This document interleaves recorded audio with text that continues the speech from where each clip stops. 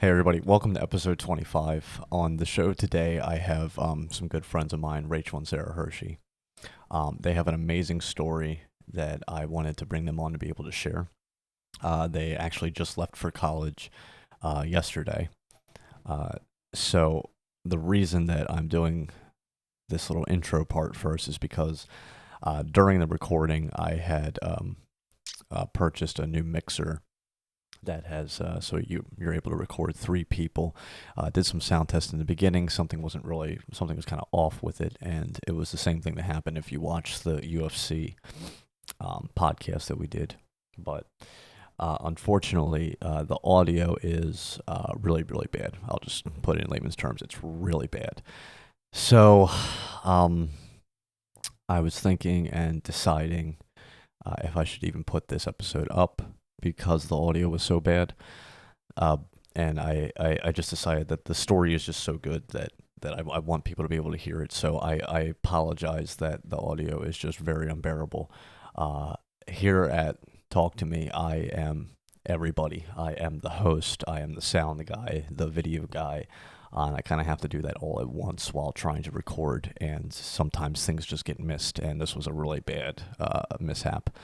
Um, but regardless, the story is just absolutely amazing. They grew up in a missionary's family, and they discuss their time between, growing up in a different country, going through childhood in a different country. And I just wanted other people to kind of see the perspective of that. They also both are very great worship leaders in both singing and playing instruments. And we talked a little bit about that too. And yeah, the story is just too good not to share. So I will try and have closed captionings up. But if you, it might be a little unbearable, but if you can get through it and just really see their heart in this, the story is amazing. So I wanted to come on personally and first apologize to Rachel and Sarah that the audio is bad, and apologize to you guys that listen. So hopefully, God can just put on your heart to kind of get through all the little, you know, very high pitched noise in the background. You can still hear us talk, which is good, but unfortunately, it's a little unbearable between the noises. So these things happen. I mean, it's what you do when you're in this, and when you're into this type of thing and you're running everything by yourself. So um, hopefully you guys can just see the great story that comes out of it. So again, I wanted to come on first before we air it to apologize about the audio quality, but if you can get through it, that would just be amazing. I want to thank everybody that watches all the time. I know that I am not like some person that's getting 1,000 views here or there, but the point of this isn't about me. It was about the people to come on and tell their story, and that's why I am deciding to put this up as much as a perfectionist as I am, and wish that it could have been re-recorded. But the purpose is that this is the guest show. This isn't my show. This is for them to tell their story and be able to share their story with whoever wants to watch that may not, get to hear this. So, with that being said, if you guys could find in your heart to share these videos of these stories and go back, it's not about me getting more likes or shares or making money. It's about I want more people on your timelines or in your social media presence to be able to hear these amazing stories that go on. So we got some really good ones coming up, and this was a really good one that I just felt, yeah, we just needed to release this one. So with that being said, this is episode 25, Rachel and Sarah Hershey. Hi, Sarah. Oh, hi. Rachel. Hello. Hershey's. Yes. Welcome to the podcast. Thank you. Thank you. This is Sarah Hershey and Rachel Hershey. They are good friends of mine from GCC, the home church that I go to. And I asked them to come on today because they got a pretty cool story to tell. And we were going to just go over a couple things with your testimony, where you are in life right now, because a lot of amazing things I think has happened to you guys since, over the course of your life. So you guys grew up in the missions field, right? That's right. You came from a missions family. Yes. So tell me what that's like growing up in a missions family. Like, what do you do? What do you experience? And how did that kind of affect you where you are today? For sure. I guess I can start with that. Our family, we lived in Central Asia for like the first 14 years of my life and Rachel's life as well. And I guess like whenever people ask me that question, the first thing that comes to mind is like for me it was just normal. That's just the life I had, and I didn't really think it was like weird or anything. I think something that I guess something that at least in a spiritual dynamic, when I came back to the States after growing up on the mission field, I kind of had to realize like, oh, just because I was a missionary kid or like my parents are missionaries doesn't put me on like a higher spiritual level than anyone else. Like I still have to work out my personal faith with the Lord. And so yeah, that was something I think that I really learned coming off the mission field. But yeah, I don't know if you have anything else, Rachel, about growing up in Central Asia. Yeah, I would just say I'm super thankful and blessed that we had the for sure. opportunity to live in a cross-cultural setting. Yeah. Our dad is from Lancaster, Pennsylvania, and our mom is from Switzerland, so we already had different cultures Well, within geez. our home. Yep. And then living in a part of the world where there's many ethnicities that live together in communities, and there's many languages going on within conversations. Yeah. We were just exposed to a lot of different cultures, and that was super cool to see that, even within the church, to see how like all nations and tribes and tongues were worshiping and serving the same Lord together, and we could do that with other brothers and sisters, even if we didn't share a language together. Just being able to worship Jesus together. It's super cool to be able to experience that growing up. That's so awesome. So were you born here? Yes. Okay, and then but pretty much you grew up in Central Asia your entire life. I was about 2 months old when we left, and Rachel was like a year and a half. Okay. So when you're over there growing up, because you basically spent most of your life growing up over there, was it weird to come back here and be like, what the heck is this crazy mess? Yes, Definitely weird. it was a big culture shock. Because growing up, we looked like foreigners. We were the white Americans. And then Huskies. That's what they said. Okay. So we stood out, but culturally, we felt like we fit into that culture. We understood the local culture. All of our friends were, neighbors on the streets from that culture. And then when we came to the U.S., we fit in. Like, we looked like the people around us, but we had never lived here before. So there was a lot of things about American culture that we weren't used to, and we had to learn as we first started going to public school in the area. And that was a big transition for both of us. Yeah.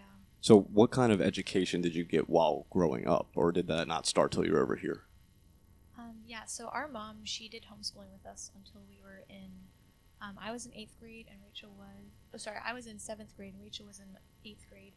And then my 8th grade year, Rachel's freshman year of high school, we went to like an international school that was in one of the cities that we were living in. But we had, a move to that city, so otherwise there wasn't any English-speaking schools that were available, so we just did homeschooling. But yeah, it was enjoyable. Definitely less time working on school things, which was nice. But yeah, there's definitely something. Yeah, I enjoy being in the classroom setting. There's definitely something nice about that. Yeah, and then we went to a boarding school the year after. We went to the international school, and we were just there for a year, and then we came to the U.S. and finished high school at Peckway Valley. Okay. Oh, go Peckway. That's Not right, really. Good years. So when you're growing up like that and your parents are in the missions field, what are you seeing over there and learning about, like, because it has to be totally different from someone just growing up in the church here in America, whereas you guys are actually growing up in something that would be called the missions field. So what are you guys seeing? Like, what were your parents doing that like you picked up on when you were younger? That's a good question. So I've been thinking about what it means to be a missionary a lot recently. And my parents would have been considered more traditional missionaries, where we raised support from churches in the U.S. and in Switzerland and Germany, where my mom's from. And we worked in business as missions and in Bible distribution and supporting the local house church networks. So, yes, it was what many people would think of as a traditional ministry, full-time missionary career, I guess, as you would call it.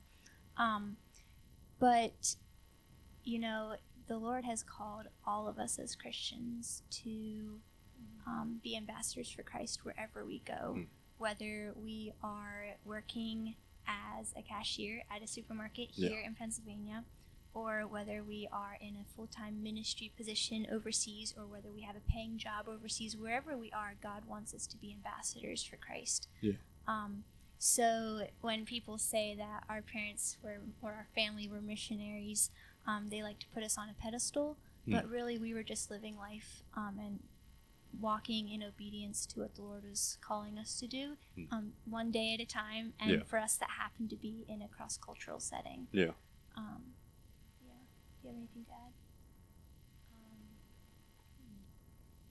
I think, something also just from growing up on the mission field, sometimes, especially the church in America, we think like, oh, if you go into missions, you're really seeing the harvest of the kingdom come in. Like, you're really like firsthand seeing people being saved, or like there's just so many tangible results of how you are serving the Lord. But I think something that from growing up and just seeing like still the hardships of walking out your faith with fear and trembling, still realizing like there's still the days where like things feel meaningless, and so it's not that once you go on the mission field everything's all of a sudden fulfilled and you're all of a sudden like just enlightened on the vision that the Lord has for you, but recognizing like there's still still the hard things, and still wondering like, God, is this really where you want me to be? Is this really are we really seeing any fruit from what we're doing? So I think if that's an encouragement to anyone who is still like in the States or wanting to go on the mission field, or kind of feeling inadequate because they are here, kind of recognizing like those are things that people that even missionaries feel, and it's not something that can be changed based on your location. I feel like when you're in the church in America, that sometimes like being like going into missions or being in the missions field is like the end goal, because we want to all like go out and just spread the good news. But I was actually I visited a Lutheran church last year, and on my way out of the parking lot, they have this sign that says, like, when you're exiting, it says, "You are now entering the missions field." And it was the coolest thing to me, like, just that little congregation there, to even put that sign up as a reminder that, like, your backyard is your missions field, too. And that we sometimes, I think, especially in this radical kind of movement, I'll say, that we're in, get so caught up in, we have to go, we have to go out, we have to go out, and that there's a lot of people hurting here, that still need it. So when you were over there, was the culture you were in, were they like accepting to Christianity? Was it kind of easy to blend in with your belief? The countries where we lived in were about 99% Muslim. Okay. They were nominally Muslim, so many people were just practicing because it was the culturally acceptable thing to do. But nonetheless, Christianity is not protected as a religion by the state in any of the countries that we lived in. Gotcha. So we had to be very careful about just who we communicated with and how open we were with people. And also not just for our sakes, but also for the sake of the house church networks that we were connected with and the local believers, just to keep them safe. And so Christianity is not very well accepted. For us specifically as Westerners, we kind of had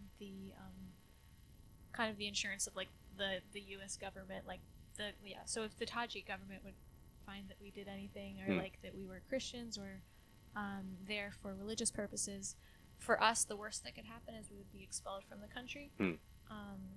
But it was more for the local Christians, where it would be a little bit more dangerous if it was found out that they were believers. They would be persecuted usually more strongly by their family actually than the government. Oh, really? It's kind of similar to like a more extreme version of like the Amish shunning, where like your identity is to be a Muslim, to be like part of the Islamic faith, and if it would be known that you were a Christian, your family would disown you as almost like, oh, you've like given up your good name, you've given up you've decided to leave the family, you've decided to go in your own way. And that would the family would definitely was usually the people who would persecute the believer the most. Jeez. But, Did you ever see like any type of persecution going on? Yes. Yeah, we heard. Well, one example would be my dad started business, and his bookkeeper was a local Christian, and her husband was not a believer, and he would beat her, and some days she couldn't come into work, or she would come in with bruises on her face because she was a believer and she was refusing to renounce her faith in Jesus Christ. So that would be one example of persecution that came from within her own family. Yeah. Jeez. It's so sad, just even like seeing that. And I not just saying that as a Christian, but I just think for like any religious purposes, like watching the persecution going on. I mean, you hear about the persecution of Muslims over in China right now, and you know, even though I don't agree with their faith, like the stuff that's happening to that people is just like ridiculous, you know. Well, I guess it was good then that you two are sisters and had each other to kind of rely on over there and everything. So you both have always just been like yoked, like ever since I met you. It's always like Sarah and Rachel all the time. So what was that like? Was it any different than sisters growing up here in America, where you kind of have that sibling rivalry, or did you ever like pull any like little pranks or jokes? I thought I heard one time that somebody like put a sticker of like a Schmeagol or something in a wall. Definitely was not me. I would never do such a thing. But yeah, I think definitely I think are a lot closer than maybe some other siblings, just because we've had such an, I guess, unusual childhood with just so many moves. And honestly, Rachel is one of the only people who knows like the different places I've lived, or like knows the different friends that we've had. And so just being able to share and relate over those experiences is something only like people within my family, like within our family, could understand. So yeah, I think we're pretty close just because of that. But we're also at the same college right now as well, so we've always been, for the most part, with an exception of, there was 1 year where, I went out to Cambodia. But yeah, we've always kind of been in close proximity as well, so we've always been able to just catch up and pray about things and support each other in our faith. But Rachel, anything to throw in there? So the thing that you mentioned about the sticker. Yes, I would love to hear about this. We didn't have to talk about that again. I'd love to hear about this. We were living in Central Asia, and Sarah was obsessed with Lord of the Rings at the time, and I had never seen it. I wasn't interested in it. Yeah. And she printed out a picture of Gollum and taped it to our bedroom window, so it was facing in like as if it was looking from the outside. And we had like curtains over the window, and one evening as we're getting ready for bed, she like opens the curtain and says like, "Oh, Rachel, look, the moon's really cool. Like, you should come out here and look at it." For the record, it was. So I hop out of bed and I whisk aside the curtain, and as I do, she shines a flashlight on this picture of Gollum, and I had never seen him before. I didn't know what this creature was staring in at me through the window, and I shrieked and like jumped under my covers, and I was really shook up. And she was having the time of her life. At first I was like, man, I got her good, but then she wasn't recovering, and I was like, oh no. Did you repent? I think I did apologize, but not here. I'm sorry. How big that was the sticker? Was it small? It was like a little printout, maybe like this, like okay. I don't know, like 4 by 4 inches or something. Got you. Yeah, have you looked through curtains since? Yes. Okay. Yes. Yes. Rachel's quite resilient. But yes. So what were some of like the fun things that you guys would do over there? You know, obviously you're in different countries, so you're trying to make friends with other people. Did you speak any of the language? Were you know, or did you guys just pretty much hang out yourselves? Yeah, I think our main, I guess I'll start with just speaking the language. We, in the country where we first lived for the first 5 years, we were still like toddlers, and so we just picked up the language. Like when you're learning any language when you're a kid, it's just so easy. And so we were fluent in that language. But actually, since leaving that country, we completely forgot the whole just forgot the whole language. Really? Can't remember anything at all. That's so odd to me, because I always thought like once you like learn a language, it like sticks with you. I wish that would be nice. Yeah. But so then in the other countries we were in, we didn't learn the local language fluently, but Russian was kind of a common language between the 3 countries that we lived in. And so we had for a brief time we had some Russian lessons, and so that was kind of our main like way of communicating with the locals. But yeah, I don't think neither of us really got like fluent, so we don't speak it fluently. But yeah, our main like I guess social interaction there was we were both part of a dance group for like a hip hop dance group. It was ballet and traditional Okay. for that nation. That was a joke, by the way. But hey, be fun. How many years were we in that? Like four years. Mm-hmm. And so yeah, that would usually be like 3 or 4 times a week for a few hours. We would just That's practice. Gonna be grueling. I heard ballet's like really hard on you. I think the hardest part was the teacher. She was like this crazy Russian lady who was like always angry. But anyway, like I think it was fun. We both enjoyed it a lot. Nice.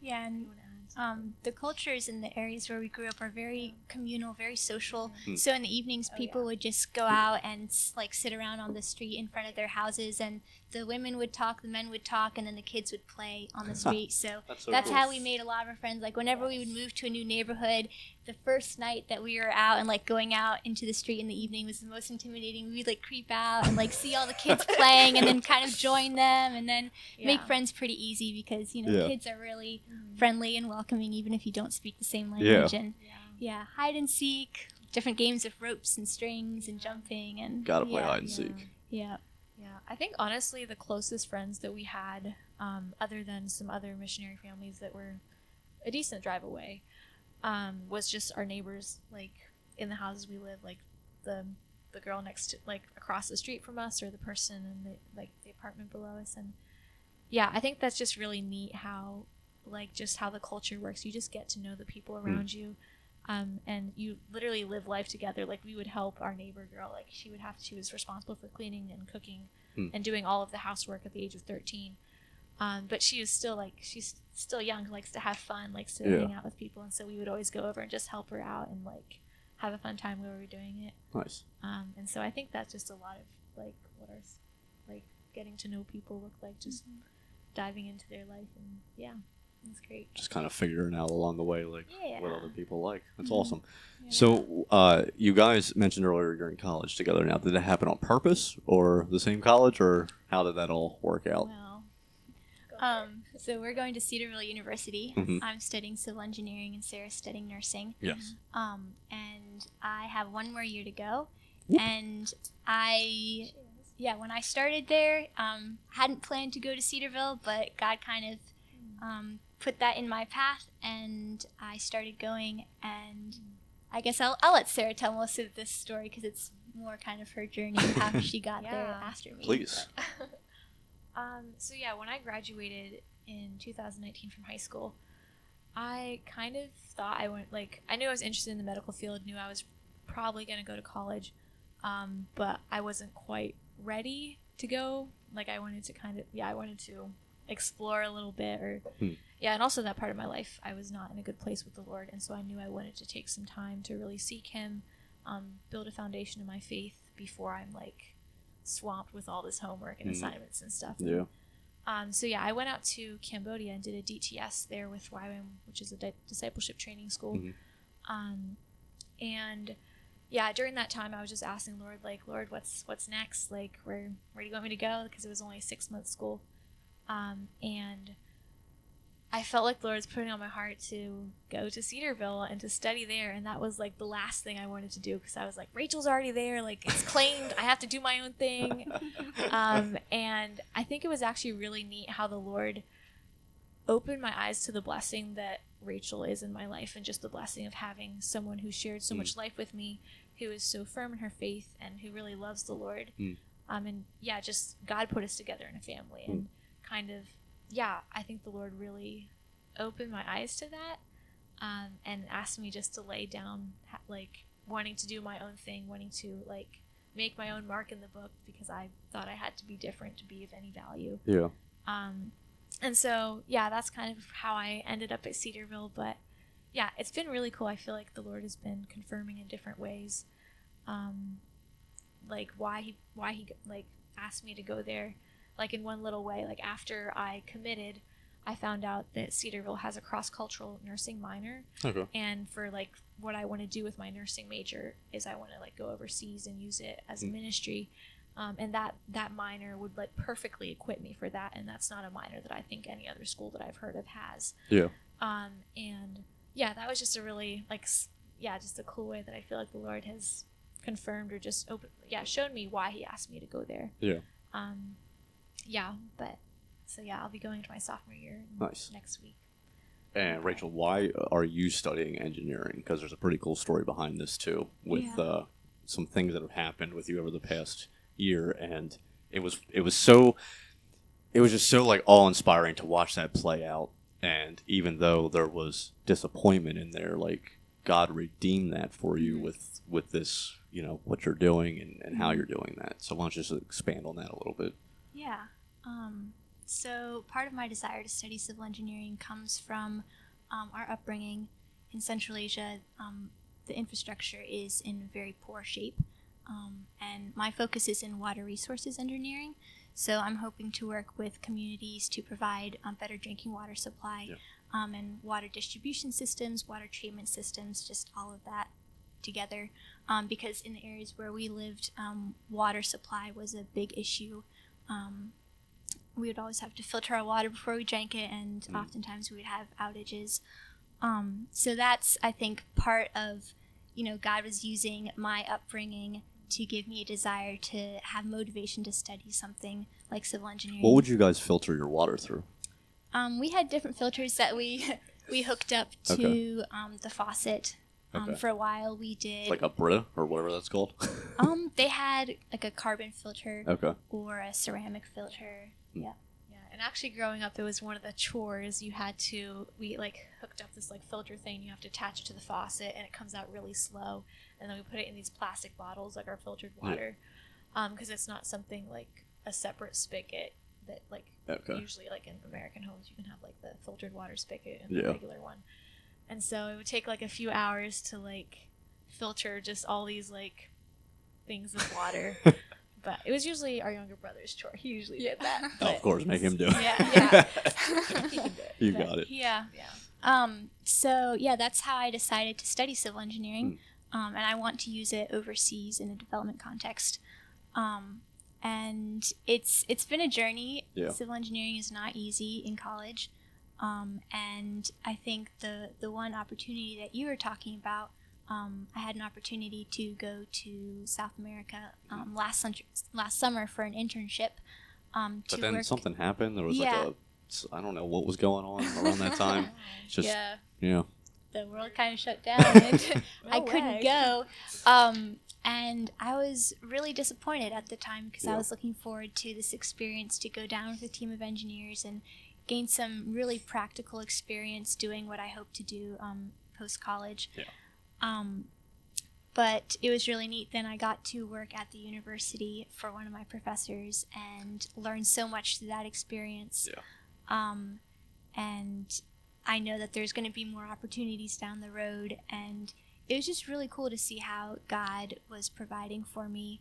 And a big lesson I learned that summer when I was working for my professor was how needy I am, and that it's okay to accept gifts and help from other people. Because I didn't have a car that summer, so I was relying on others to take me to the grocery store, and I was living in a small one-room apartment without a kitchen, so I was also going to someone else's house to cook all of my meals. So I was just really dependent on other people's support to keep going that summer. But it was so cool to see how people are reaching out to me and driving me to church and just checking in on me, and it made me realize like how the Lord is watching out for me even when plans weren't going the way I thought they were going to. That's something I'm learning right now, and it's one of the hardest things in the world. For me, I can't stand when somebody compliments me, and I can't stand when somebody wants to do something for me. I don't know why, because it's nice. It's just like, that's cool, but someone will go to do that, and I'm just like, get away. Like, I don't want this. So I can definitely relate to that. But the good news is, if you would have gone, you wouldn't have been able to do the worship nights with us. Yes. Remember? Yes. Yes. That's right. Yeah, so that's a blessing too. Yeah. So both Sarah and Rachel, amazing, phenomenal singers. If I haven't told you that before, you guys have beautiful voices, and you're very versed in, I'll say, keyboard and piano, probably. And what other instruments do you know besides that? That's about it. The bongo, A little bit of recorder. a little bit of recorder, and play a mean Elementary recorder, school, a xylophone. So, Yeah. how did you guys get into worshiping like that, or did it even start out of worship? Because when you guys worship, and last year, if any of you watched the GCC Gap Community Church feed, during COVID, a couple of us friends decided to get together and just wanted to praise the Lord and wanted to be able to give that to other people that weren't able to come out at that time. And Rachel was grateful enough to come on, and then Sarah for a little bit was able to come on too as well. So how did that all start for you? When did you get an interest in singing and learning instruments and things like that? Yeah, well, it started with our mom when we were like, I was 11, I think, and you were 12. She wanted us to learn the piano, because it's good to learn. Like, lays the foundation if you want to learn other instruments and stuff. And so I think for the first, maybe 2 years for me, I played piano because that was part of what mom wanted me to do, It's kind of part of the homeschool curriculum and stuff. But I think, we started with learning classical piano, so playing more songs and less chords for worship. And we had a few teachers on and off depending where we were moving, if that was an option for us. But as far as when worship, kind of transitioning from playing more classical performance piano to playing more using it as a way to worship the Lord and using it for His glory and not just for a hobby or a skill that I have. I couldn't really answer you tell you an exact time or when that shift happened, but I think maybe about 2 years ago, the Lord just started showing me how I can use this gift and use it for His glory, and it kind of birthed in my heart just the joy of worshiping Him through playing the piano. And I think what's nice too, especially having the more classical background, is it's a lot easier to transition then to chords, and so it's less distracting when I don't really have to think about what I'm doing. I can just worship. When did the singing come about? I still don't consider myself a singer. I'll stop. I don't know. I usually sing in the privacy of the living room, but occasionally have sung into a mic. I don't know. I've never really taken singing lessons or anything. Yeah. So. Well, you wouldn't know. It's really good. You're all welcome. Yeah. So Rachel, we'll get off of Sarah. The redness is showing. Yeah. When did that all start? Same time you were learning piano at 12 years old? And Yeah, and like Sarah, I was also more classically trained. And the shift from classical to worship and improv happened in high school. I performed at my high school during one of their concerts that they had. I had 2 pieces that I'd been working on. This was my junior year of high school. And the performance was one of my most embarrassing moments of my entire life. Oh, please do tell. I messed up one of my songs really bad forgot a whole section of it. I had it memorized and I just completely forgot it. And the auditorium was full, several hundred people, and I was so embarrassed. And it actually really hurt me as a musician because I couldn't sit down at a piano for months afterwards. Jeez. I was just so upset at myself and so shaken up that, the first time that I was playing at this new school and I just completely wrecked one of my songs. But it wasn't very long after that performance that Glenn Stoltz, who's from GCC, the worship leader, he came up to me after the service one Sunday and asked me if I would like to play on the worship team. And I was completely baffled because he had been at that concert and had seen me playing. And I was completely shocked because I thought, didn't you see how I messed up? I'm a terrible musician. I can't perform in front of people. But he invited me to play with the team and just really, encouraged me as I was on the team, you know, week after week, and taught me how to be a better like musician and a worship leader, and how to just usher people into the presence of the Lord. So I have him to thank for, you know, seeing potential in me and just working with me as I was like really nervous the first couple times getting back into playing piano after, you know, my little mishap. And yeah, ever since that time, like I've just loved playing piano to worship the Lord. And you know, every part of our lives is an act of worship to God, how we interact with people, how we serve people, and musical worship is also a part of that. And it's been such a joy to get to worship the Lord in that way through music and singing. So, yeah, absolutely. Yeah. And it was just so cool to, like, I mean, the worship nights, as much as I love them, we were not prepared at all. And it was definitely the Holy Spirit that went through. So literally a couple days before, Monique, our mutual friend, and I were just throwing these songs at Rachel, like, hey, can you do this? Can you do this? Can you do this? And you nailed every single one of them, even one that you never played before, which was a non-Christian song that like really does reflect the love of God, which is "Be Still" by The Fray. And for you to be able just to do that in that short amount of time was just amazing. Like to be able to pick that up, and it was pretty cool to see. So, what is there any non-Christian songs that you guys do, or that you've ever played that you enjoy, like any classical ones or anything? Yeah, one of my favorite classical composers is Ludovico Einaudi. He's from, I believe he's from Italy. He is. Yes. Go Italy. Yeah. And I've played a couple of pieces by him. Nuvola Bianca is one of my favorites. Nice. I'm learning Igorni right now with my college roommate. Okay. Piano, violin duet. Nice. So, yeah, I really like his music a lot. So do you think, from both you being, you know, musically inclined, is there a reason why sometimes some people will relate more with a non-Christian song than a Christian song? I know that is how it is for me. And don't get me wrong, like there are some very good contemporary Christian songs out there that just I will break down and cry. Yeah. You know, I feel the Lord in that. But the other ones that I like just listen to on the radio or hear, it's just like very generic, very calming. And one of my favorite artists is Ben Howard. He's an acoustic guitar player, well, used to be, and then he got into a bunch of weird stuff, which I still love. Love you, Ben. Please come on the show. Anyway, so it was, but for me, like, I just connect with his music so much. So, like, for somebody that plays, is there a reason behind that why some people connect with other things differently?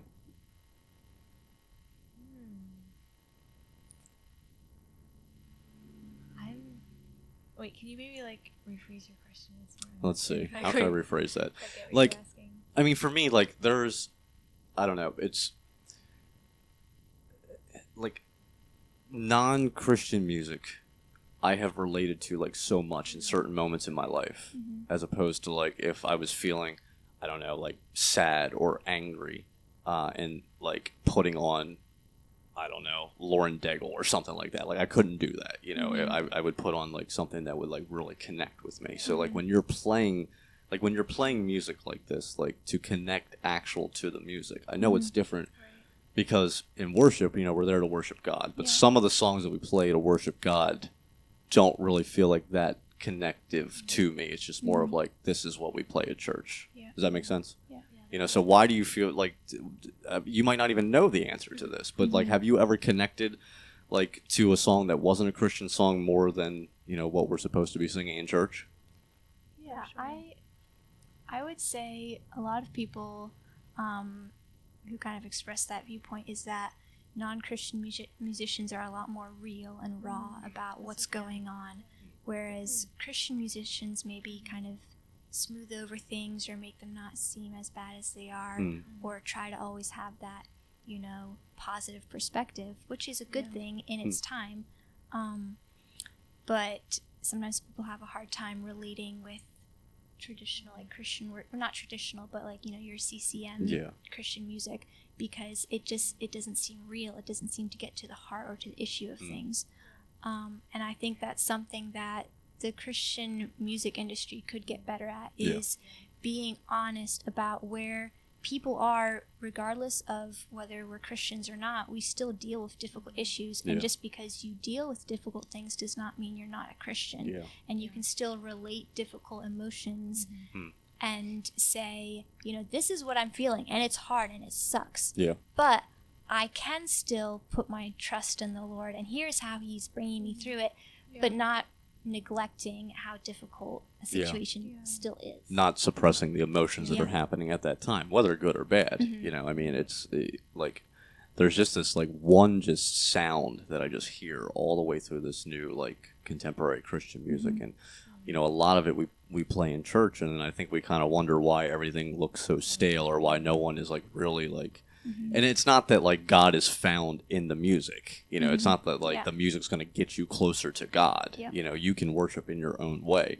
But I think what you guys are saying is like that what can be better of that is like sit down and connect a real emotion to why God is getting you through this. Like being able to sing about like my life really sucks right now, but God is still in control of it at the end. And you start to hear some of those. I think one of them was oh my gosh, why can't I think of it right now?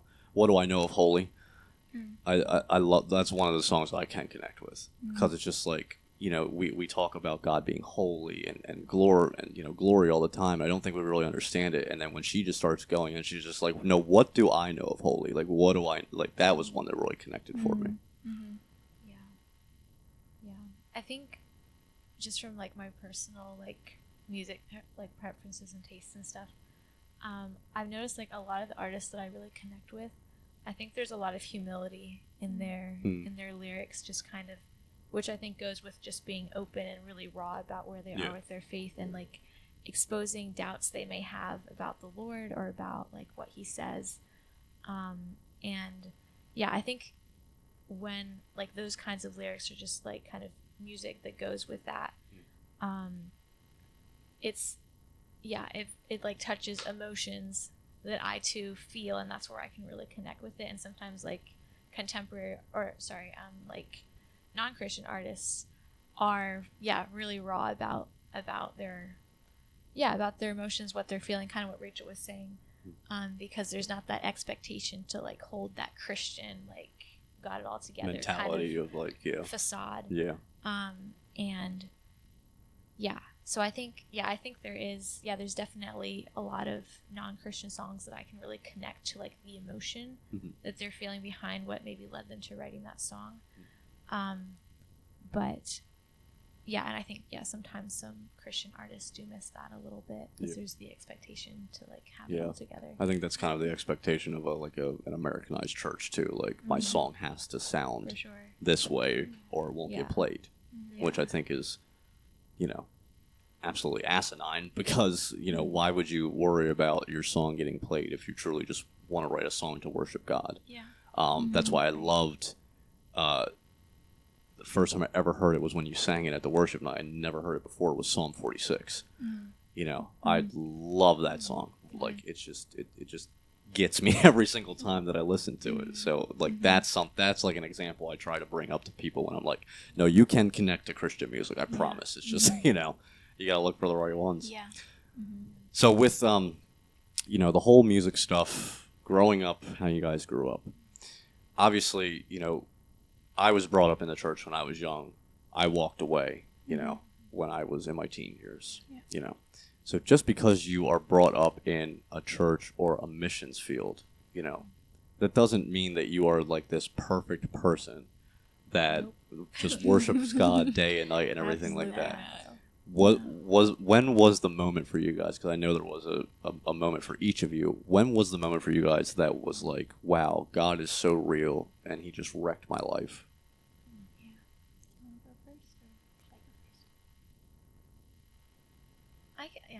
I definitely have a few moments that came to mind. It's a little bit of a longer story. I think it involves different points on my testimony, but I'll try to keep it brief.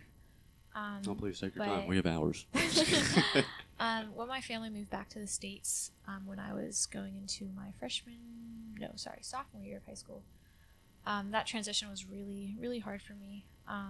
And from just like those 3 last years of high school, was really struggling with like an eating disorder and just depression, anxiety, and even like, I was highly suicidal, and different people were like picking up on that as well.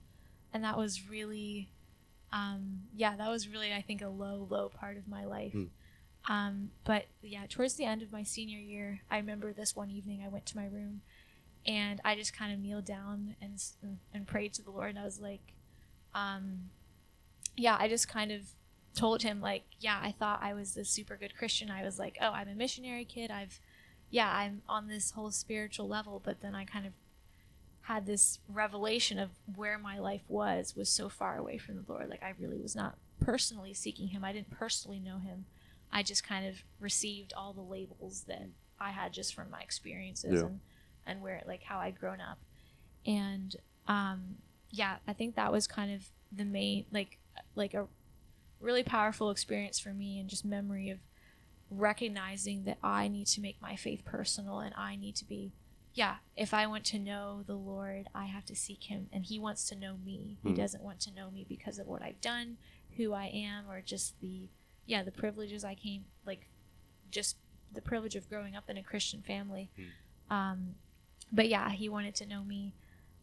And so, that kind of led me into just a desire of wanting to know God and wanting to seek relationship with him after, just those years of kind of living it more out of religion, like, oh, this is who I am, this is what I do. It's just kind of my routine.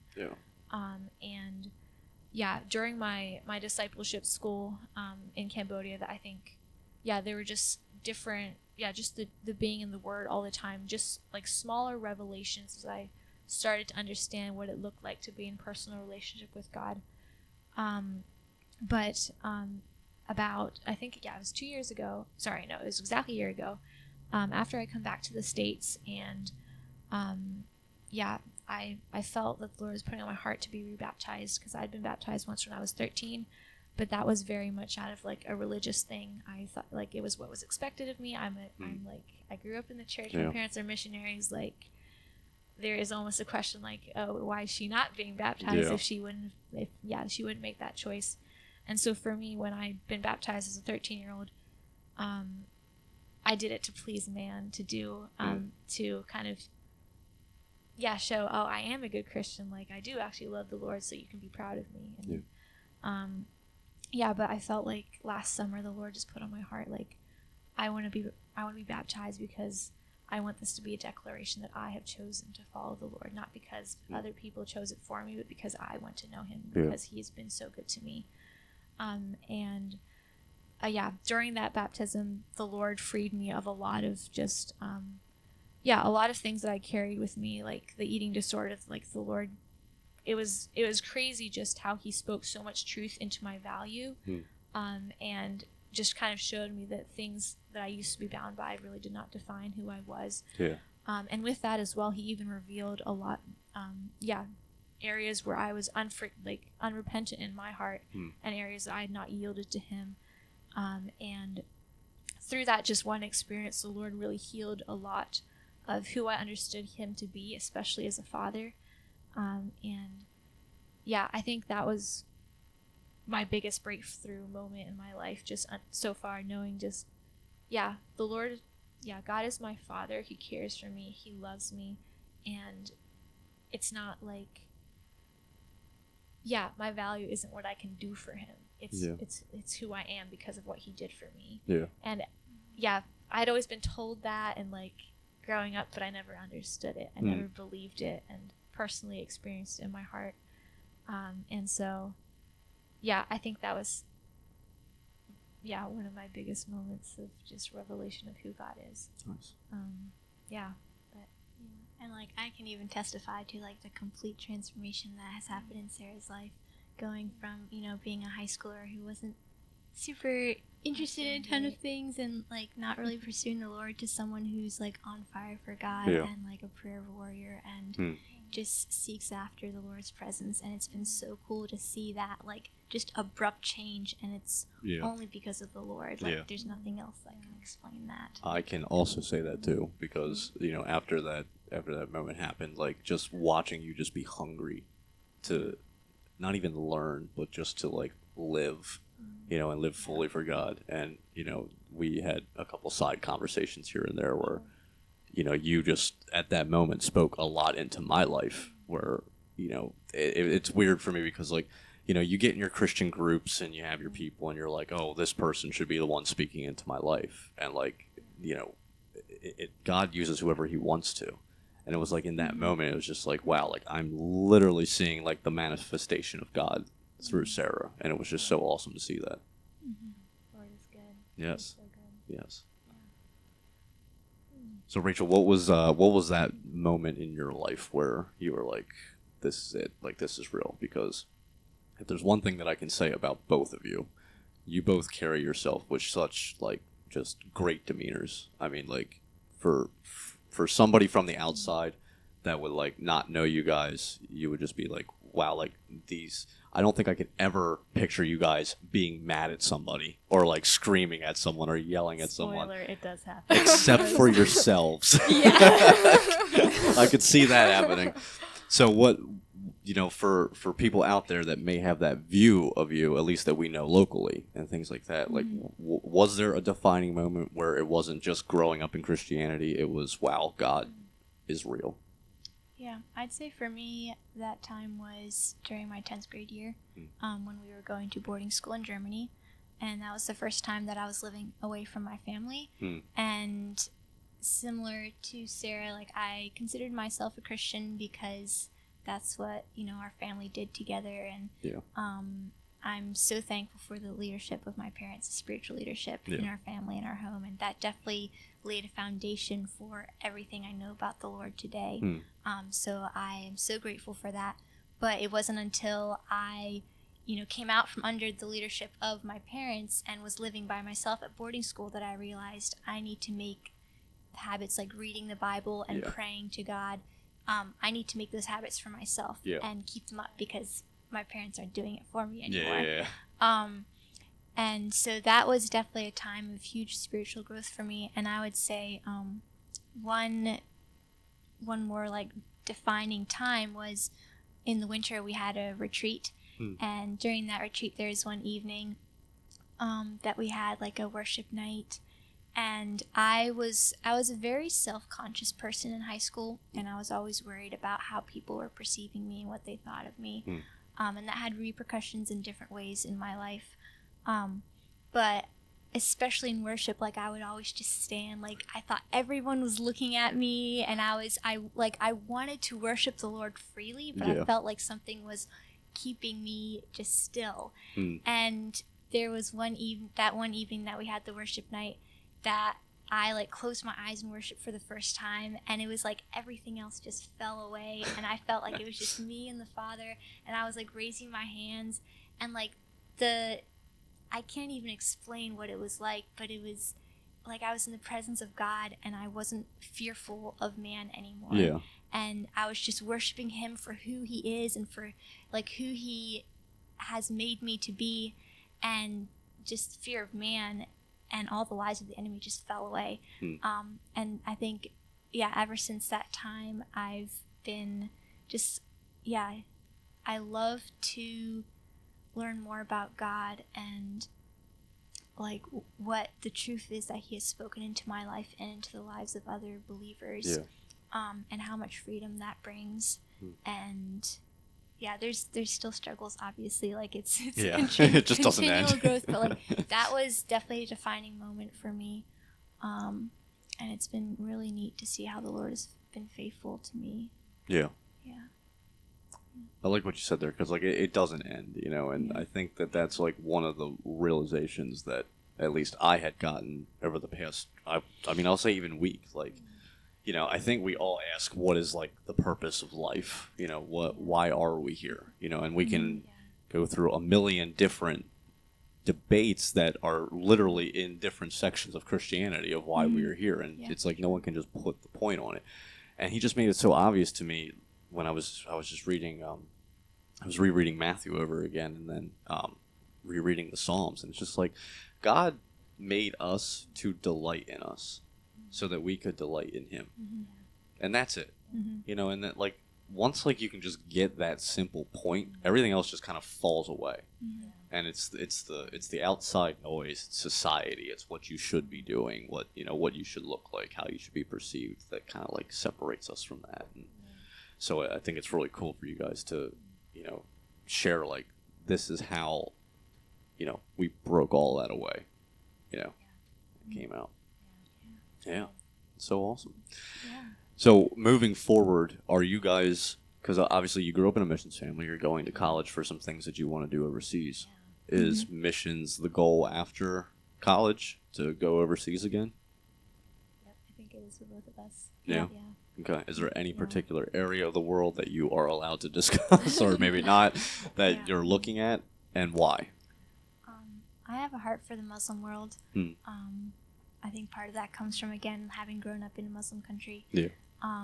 And I'm, particularly burdened for Central Asia, where we grew up, and parts of the Middle East, and just areas where people are struggling everywhere, but there are some parts of the world where it seems like there's a lot, more than a fair share of war and famine and disease. And those are really the places that I'm drawn to. Yeah. So, that's kind of where I have my sights towards, that part of the world. Nice. Yeah.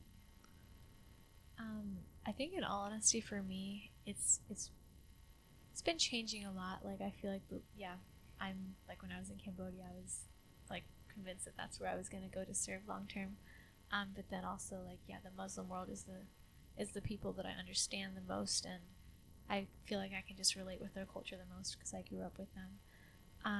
But in all honesty, I don't feel like the Lord's really clarified that so much yet.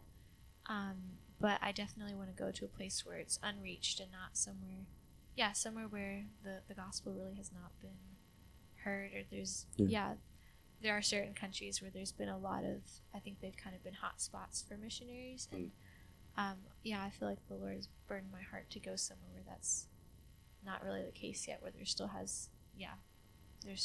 villages and cities where there's no missionaries there. Yeah. So for more like a pioneer kind of ministry. Yeah.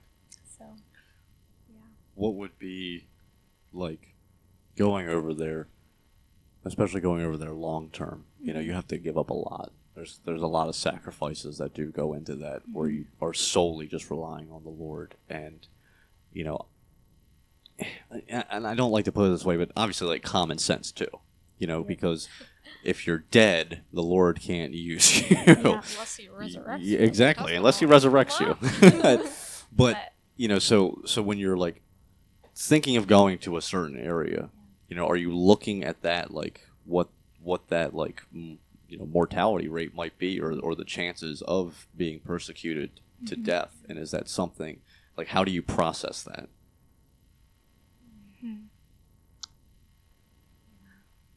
I mean, we need to be wise about where we go, because while maybe I don't mind if I die for the Lord, there are other people around me that would be greatly impacted if that happened. Yeah.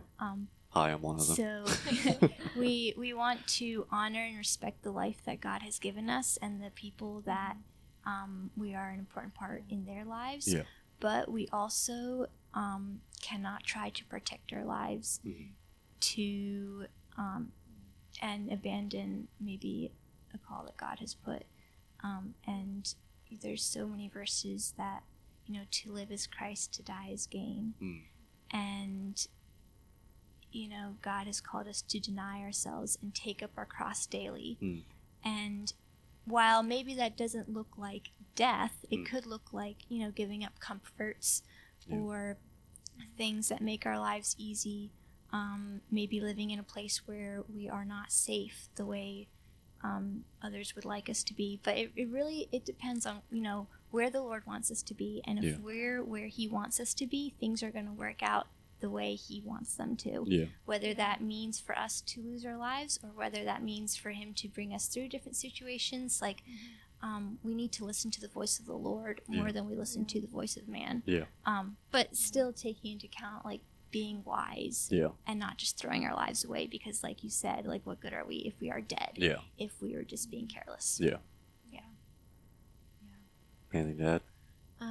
I think what just comes to mind is like a little bit of like I think a bit more from my parents' story, because yeah, for me, I don't think I'm quite at a place where I'm really thinking practically of like what are like, yeah, what like mentally preparing myself, because I still have a few years.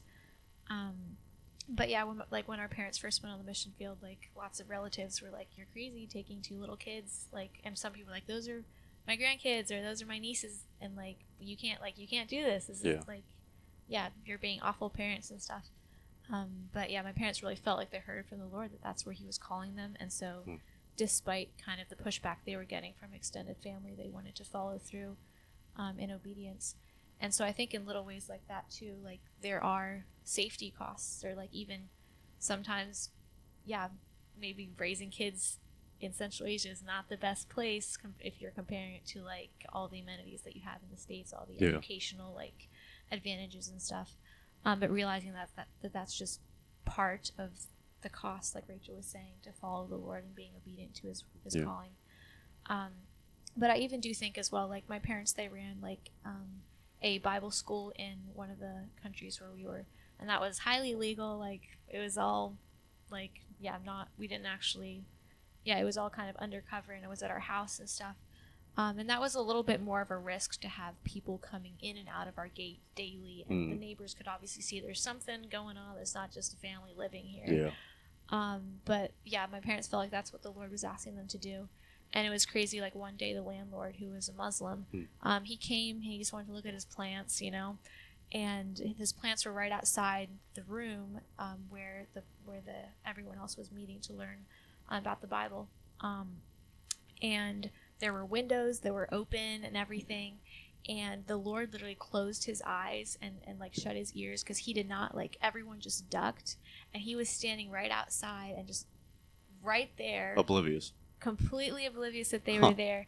And I think that was just one huge testimony of how when God asks you to do things, even if it's super risky, he will protect you, and his will be will follow through.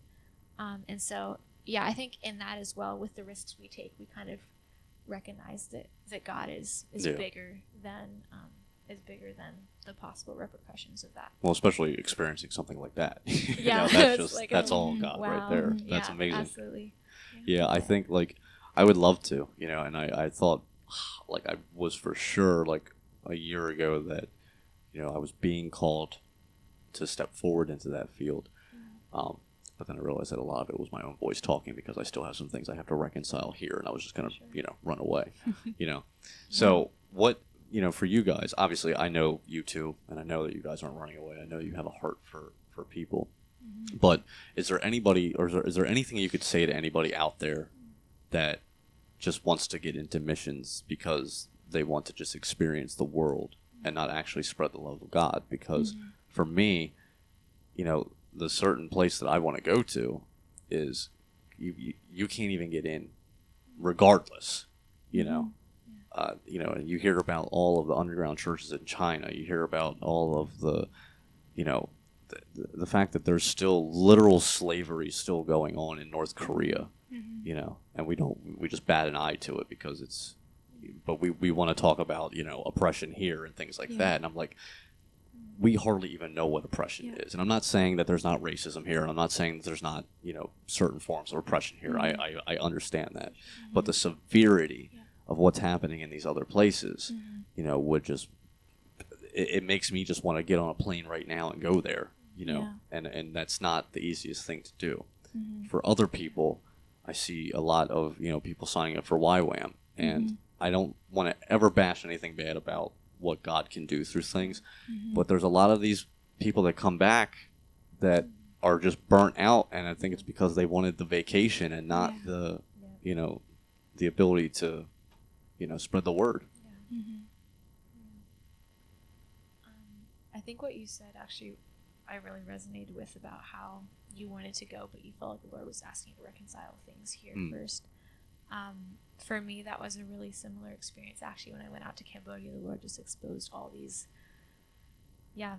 unsettled relationships, these things that I needed to work out first here with my family, first at home, before he wanted to use me overseas. And I think even being like, I'm still studying, I think the Lord still wants to prepare things in my heart, wants to equip me, and even wants to teach me things spiritually that I will need to know. When you're on the mission field, you don't have that as much support of just other believers in the area. Which is why community is so important. Absolutely. Yeah. Yes. So important. But yeah, I think one of the main reasons I went honestly to Cambodia was kind of that wanting to go out, wanting to do something and for me it was almost like a guilt thing too, like feeling like I was just wasting my time being here in the US. I was just being so selfish, just living in my own comfort world and kind of almost not even seeing the harvest that's here, not seeing the opportunities that were here, and only seeing them when they were somewhere else. Yeah. But then when I got there, I realized I could do the same thing. I could be completely oblivious of the opportunities, and the change needs to happen in my heart, not in the location of where I'm at. Yeah. And so I think this is actually something the Lord's really been humbling me with this summer. Just doing the ordinary, just working a job every day, not even being involved in too many really spiritual things, and kind of just trusting that the Lord is preparing me, and finding joy in the lot that He's given me for this season, and realizing that my obedience is obedience, and if this is what the Lord asked for me, it's no greater or less great than if I was on the mission field right now, seeing thousands of people come to the Lord. If I'm obedient, that is the most rewarding place I can be. And I think for people who may be wanting to go on the mission field, just kind of assessing your heart of why you want to go. Are you going out of obedience because you want to glorify and honor the Lord, or are you going because you feel unfulfilled, in where you are now? And so I'm kind of speaking to myself though, definitely in that. Just finding peace and fulfillment in whatever the Lord has, no matter how ordinary it is. I'd like to affirm a lot of what Sarah said, especially about being in community and having accountability and people that know you well and know where you are with the Lord.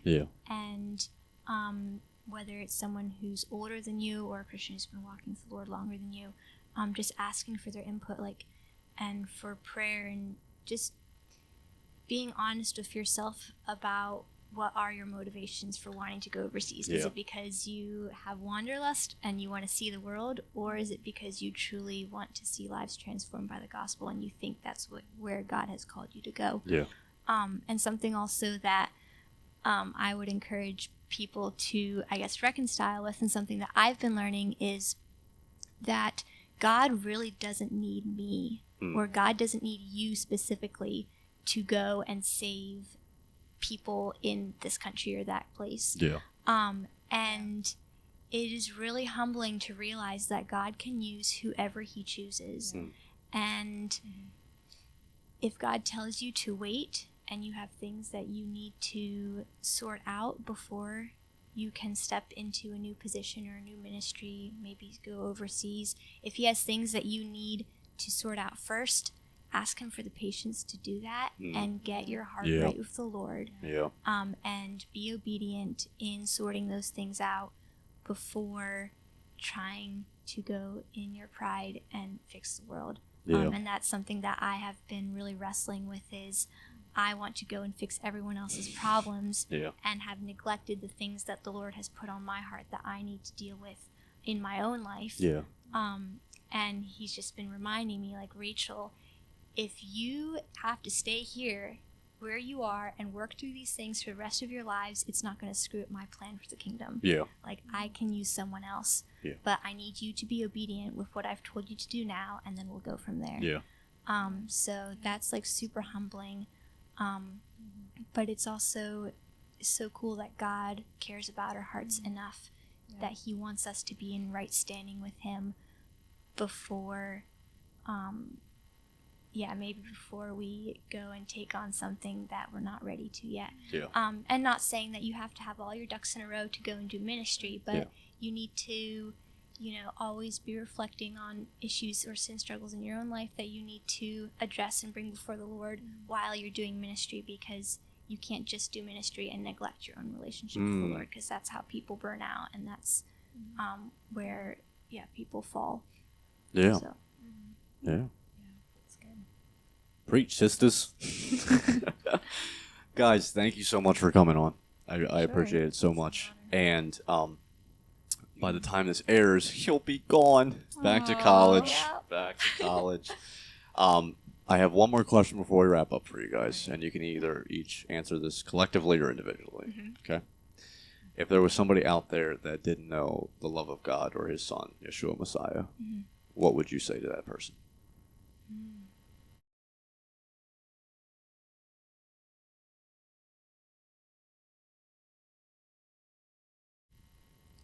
I would say that God loves you more than you could ever imagine, and he knew and thought of you before the foundations of the world were laid, and he has jumped so many hurdles and done so much to see you reconciled to him.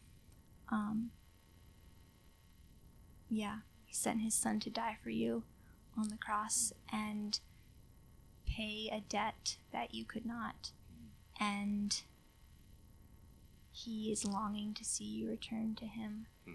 And he's like the best father that you could ever imagine, because he does not hold your sins or the things that you've done in the past, maybe bad things, mistakes that you've made. He doesn't hold them over your head, and he's forgiven you if you ask for repentance, and like living in his love and in his joy is the coolest thing like ever.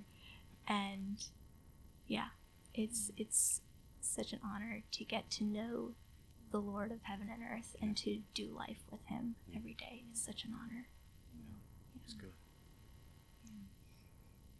I think I would just say that the Lord is unfazed by any struggle or any sins that we deal with. Like, he's really unfazed by them. And he only really cares about them because those are the things that keep us from intimacy with him. Yeah. And his heart is just to be known, and just to know us more, or for us to know him more. Yeah. Sin is just a hurdle to getting closer to him. I think that just builds off of Rachel, how she shared that the Lord just loves us. He really does. Absolutely. That's what I would say. So awesome. I have so much love for you both. I will miss you guys so much when you go back. We'll stay in touch, definitely.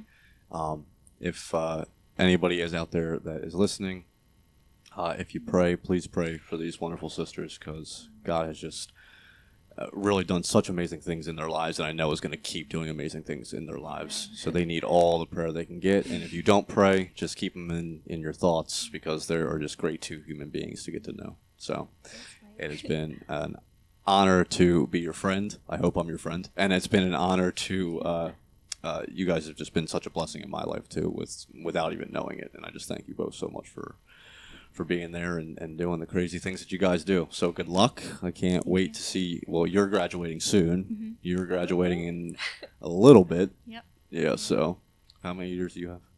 3 more years. 3 more years. Yeah. It'll fly. It's going to fly. That's a prayer. Just It's a prayer. No, I enjoy it. It's good. It's good.